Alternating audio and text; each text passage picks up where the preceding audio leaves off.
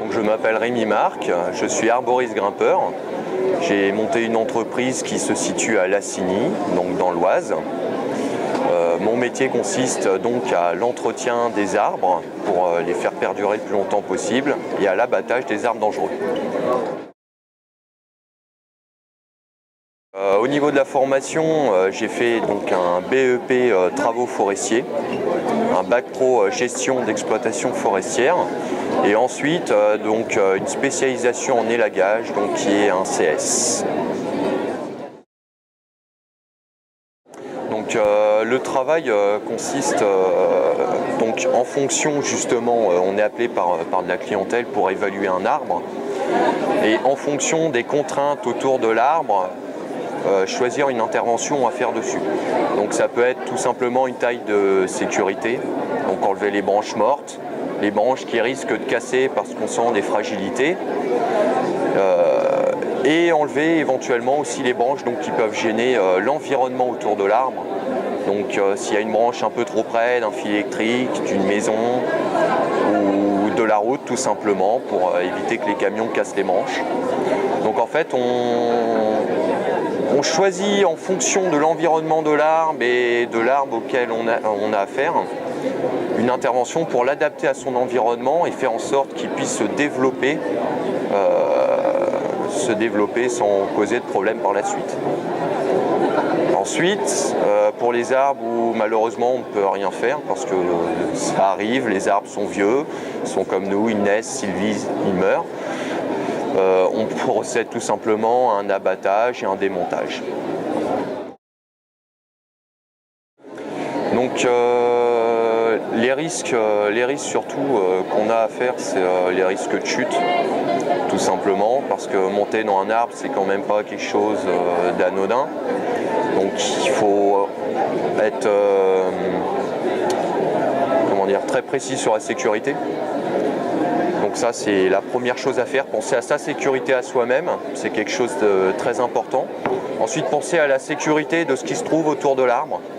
Donc s'il y a la toiture de la maison, s'il y a les fils électriques, des fois on a les cuves à gaz, les évacuations des eaux en sous-sol.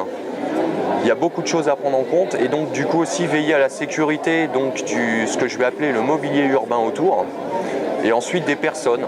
Parce qu'on travaille beaucoup en ville, donc les gens passent sous les arbres, les gens garent leurs voitures sous les arbres dans lesquels on travaille. Et voilà, il y a beaucoup de choses à prendre en compte, donc c'est énormément la sécurité. Beaucoup. Alors moi, si j'ai un bon conseil à donner pour pouvoir faire ce métier, déjà c'est qu'il faut avoir un certain tempérament. Il faut être quelqu'un d'assez calme en toutes circonstances. Parce que des fois on monte dans des arbres qui sont dangereux parce qu'ils sont cassés, parce qu'ils ont pris la foudre, parce qu'ils se déracinent même des fois. Donc on a des situations particulières, donc être calme en permanence si possible. Ensuite il faut être assez ouvert d'esprit parce qu'on est beaucoup avec de la relation clientèle, de la relation de personnes. Il faut être passionné, parce que ça c'est un métier de passion. Les conditions météo sont pas toujours terribles.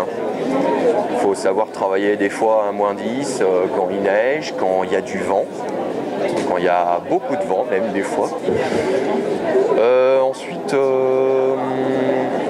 il faut être très minutieux dans son travail. Parce que travailler dans un arbre,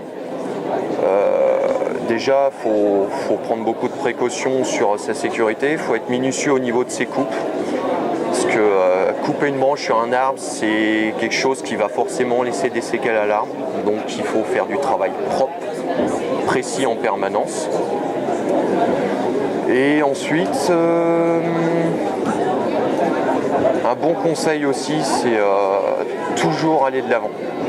C'est un métier où il faut évoluer en permanence parce que le matériel évolue, la technique évolue, les recherches scientifiques au niveau des arbres évoluent, donc il faut toujours se tenir à jour. Les choses que faisaient les arboristes grimpeurs il y a 10 ans, certaines choses qu'ils faisaient il y a 10 ans, on ne le fait plus maintenant parce que les études ont démontré qu'il y a d'autres façons d'agir. Donc Donc voilà, il faut savoir se renouveler en permanence, savoir évoluer aussi soi-même, donc au niveau du mental, au niveau du physique, parce qu'on a des arts plus ou moins compliqués, on a toujours des situations nouvelles, et voilà, chaque jour est un nouvel étonnement.